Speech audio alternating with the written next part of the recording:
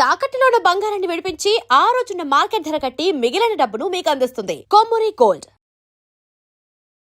నమస్కారం ముల్లపూడి గారు. నమస్కారం ముఖేష్ అంబానీ గారు. సార్, ముఖ్యంగా కాలజ్ఞానం, బ్రహ్మంగారి కాలజ్ఞానం ప్రకారం కొన్ని జరుగుతున్నాయి, మనం చూస్తూనే ఉన్నాం. ముఖ్యంగా సార్, ఇప్పుడు రెండు దేశాల మధ్య కాదు, ప్రపంచ దేశాల మధ్య కొంత యుద్ధ వాతావరణం అయితే నెలకొన్నటువంటి పరిస్థితిని మనం చూస్తూ ఉన్నాం. సో ఈ యుద్ధాల గురించి, యుద్ధ పరిస్థితి గురించి బ్రహ్మంగారు ఆనాడే కాలజ్ఞానంలో వివరించారని కూడా మనం తెలుసుకున్నాం. అయితే సైలెంట్గా ఉండి యుద్ధ వాతావరణం నెలకొన్నటువంటి పరిస్థితి మనం చూస్తున్నాం. దానివల్ల చమురు ధరలు పెరగడం, ఈ పెట్రోల్ ఈ మధ్య కాలంలో రోజు 3 రోజుల పాటు పెరుగుతూనే ఉండడం, సో ఇంకా రాబోయే రోజులు ఇంకా క్లిష్టంగా ఉంటుందని చెప్పడం అయితే జరుగుతూ ఉంది. మరి బ్రహ్మంగారి కాలజ్ఞానం ప్రకారం ఎలా ఉండబోతుంది? చాలా క్లిష్టమైన పరిస్థితులు ఏర్పడే అవకాశం ఉందా? మనిషి తిండి దొరకని పరిస్థితి కూడా ఏర్పడబోతుందా? ఎందుకంటే ఇప్పుడున్నటువంటి పరిస్థితులు చూస్తే రేట్లు విపరీతంగా పెరుగుతున్నాయి. ఇటు కూరగాయల రేట్లు కానివ్వండి, వంట సరుకు కానివ్వండి. ఎందుకంటే పెట్రోల్ రేటు పెరిగితే ఇంపోర్ట్ ఎక్స్పోర్ట్ వల్ల కూడా చాలా రేట్లు పెరిగే అవకాశం ఉందని మనకు తెలిసిన విషయమే. సో ఎలా ఉండబోతుంది? యుద్ధాలు ఇంకా పెరుగుతాయా, తగ్గుముఖం ఎప్పుడు పడతాయి? అసలు బ్రహ్మంగారి కాలజ్ఞానంలో ఏం రాసింది? మనకి పోతులూరు వీరబ్రహ్మేంద్ర స్వామి వారి మీద మనం అనేకమైనటువంటి వీడియోలు చేసాం. గతంలో చాలా బాగా పోయినాయి. బ్రహ్మంగారు చెప్పిన కొన్ని జరగడం కాదు, ప్రతిదీ జరుగుద్ది. ఆయన సాక్షాత్తు బ్రహ్మ విష్ణు మహేశ్వరుల అవతారం. మామూలుగా అందరూ ఎవరు పడితే వాళ్ళు కాలజ్ఞానం చెప్తామని నేను ఒక ఆయన తీసుకొచ్చాను, రామయోగి అని.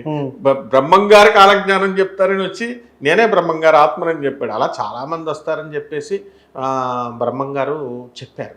అది కాదు మనం చూడాల్సింది. ఇక్కడ కావాల్సింది ఏంటంటే పోతులూరు వీరబ్రహ్మేంద్ర స్వామి వారు జగద్గురువులు. ఆయన చెప్పినటువంటి ప్రతి విషయము జరుగుద్ది. నా చిన్నతనంలో నేను స్టూడెంట్ ఏజ్లో ఉన్నప్పుడు నేను ఢిల్లీలో సౌత్ ఎక్స్టెన్షన్ పార్ట్ 1లో మన ఆశ్రమం ఉంది, ఆనంద్ మార్గ ఆశ్రమం. అక్కడికి వెళ్తే బాటిల్లో వాటర్ బాటిల్స్ అమ్మేవారు. ఏంటో వీళ్ళు వాటర్ బాటిల్స్ కొనుక్కుంటున్నారు అనుకునేవాడిని. బ్రహ్మంగారు ఆ రోజే చెప్పారు కాలజ్ఞానంలో, నీళ్లను కొనుక్కుంటారు అని. ఇప్పుడు ప్రతి పల్లెటూరులో కూడా ఎవరైనా మినరల్ వాటర్ తాగకుండా మామూలు ట్యాప్ వాటర్ తాగుతున్నారా? కరెక్ట్ లేదు. బ్రహ్మంగారు చెప్పింది జరిగింది. రెండవది, ఇక పాతకాలంలో విధవ పరిపాలన చేస్తుంది అన్నారు. ఎవరు? ఇందిరాగాంధీ సుభిక్షమైనటువంటి పరిపాలన చేసింది. ఐరన్ లేడీగా ఉండి తొక్కి పడేసింది, పాకిస్తాన్కి పాస్పోర్ట్ ఇచ్చేసింది. అటువంటిది. నెక్స్ట్, ముఖానికి రంగేసుకున్నటువంటి వాళ్ళందరూ కూడా రాజ్య పరిపాలన చేస్తారు అన్నారు. ఎంజీఆర్, జయలలిత గారు, సీనియర్ ఎన్టీఆర్, తర్వాత పవన్ కళ్యాణ్ గారు, సూపర్ స్టార్ కృష్ణరాజు, ఇలా ఇప్పుడు మన లేటెస్ట్ మనం చెప్పినటువంటి విజయ్ పరిపాలన చేస్తాడు. ఎన్టీఆర్ లెవెల్లో అసలు యంగ్స్టర్గా వచ్చేసి ఇచ్చేశారు. మీరు కూడా ముఖానికి రంగేస్తున్నారు, మీరు కూడా అవ్వచ్చేమో కాలజ్ఞానంలో చెప్పారు ముఖేష్ అంబానీ గారు అసలే. నెక్స్ట్, రెండవది, పెట్రోల్ ధరలు పెరిగిపోతాయి అన్నారు. పెట్రోల్ ధరలు పెరిగిపోతే నరేంద్ర మోడీ గారు వచ్చి 10% ప్లీజ్ తగ్గించండి, ఇంటికి 4 కార్లు ఉంటే 1 కారు వాడుకోండి ప్లీజ్ అంటే ఆయన్ని కూడా తప్పుపట్టారు నరేంద్ర మోడీ గారు. మరి అలాగే బంగారం ధర 1 ఇయర్ కొనకండి అని చెప్పారు మోడీ గారు, అది కూడా తప్పుపట్టారు. అది బ్రహ్మంగారు చెప్పారు, బంగారం కంటే కూడా బంగారంతో సమానంగా ఎత్తడి కూడా పొత్తడైపోతుంది అన్నారు. అంటే వెండి రేట్లు ఎలా పెరిగినాయి? ఇప్పుడు బంగారం రేటు కంటే వెండి రేటు కూడా ఎక్కువ ఉంది.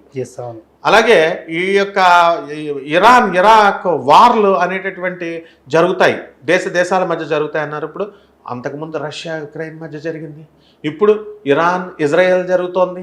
అసలు మీ పెట్రోల్ ధర పెరుగుతుందన్నారు కదా, మీ కంపెనీలోనే ఉంది, మీ రిలయన్స్ కంపెనీలో ముఖేష్ అంబానీ గారు. మరి పెట్రోల్ అనేటటువంటిది మనం ప్రొడక్షన్ ఎక్కువ చేయాలట. ఇరాన్ ఇరాక్ వార్లో మనము ఈ యొక్క పెట్రోల్ అనేటటువంటిది పైప్ లైన్స్ వేసుకున్నారు.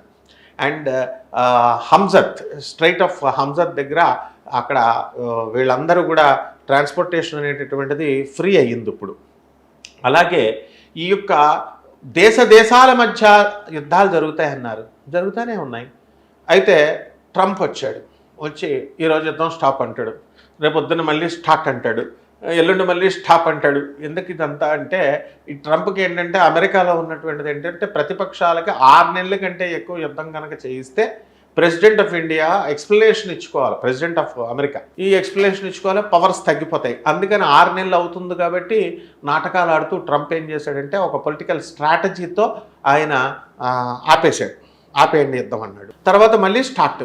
ఇక్కడ ఆపేయండి అంటాడు. అక్కడ బార్డర్లో ఉన్నటువంటి నా మిలిటరీ కమాండర్స్ వీళ్ళంతా నా ఫ్రెండ్స్ ఉన్నారు, బ్రిగేడర్, కమాండ్, ఎయిర్ ఫోర్స్ వీళ్ళంతా కూడా లెఫ్టినెంట్లు, స్క్వాడ్రాన్ లీడర్లు, వాళ్ళేమో యుద్ధం జరుగుతుంది మొర్రో అంటారు.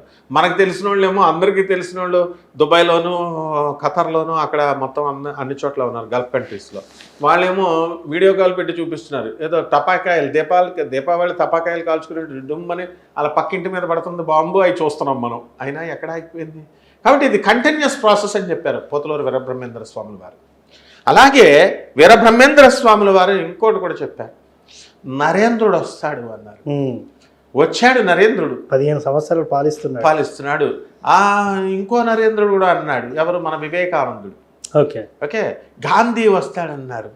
గాంధీ వచ్చాడు, వైశకులంలో గుజరాత్లో పుడతాడు, పోర్బందర్ అని పేరులతో సహా చెప్పాడు. గాంధీ మహాత్ముడు. బ్రిటిష్ వాళ్ళని తోలేస్తాడన్నాడు, జరిగింది. మరి అలాగే పవనుడు వస్తాడన్నాడు. ఇప్పుడు పవన్ కళ్యాణ్కి ఇప్పుడు కేంద్ర ప్రభుత్వంలో అత్యున్నతమైనటువంటి పోస్ట్ వస్తుంది. ఇప్పుడే కాదు, నెక్స్ట్ 5 years అని అంత కంగారు పడక్కర్లా. ఇంకా ఆయన చిన్న ఏజే కాబట్టి ఒక 10 years తర్వాత మొత్తం మీద అయితే ఒక మామూలుగా ఆయన సెంట్రల్ మినిస్టర్ కావాలనుకుంటే ఇప్పుడే అయిపోగలడు. అది పెద్ద గొప్ప ఏముంది, సెంట్రల్ మినిస్టర్ పదవి మనకు సహాయ మంత్రి కోట్ల సూర్యభాస్కర్ రెడ్డి గారికి ఇచ్చారు.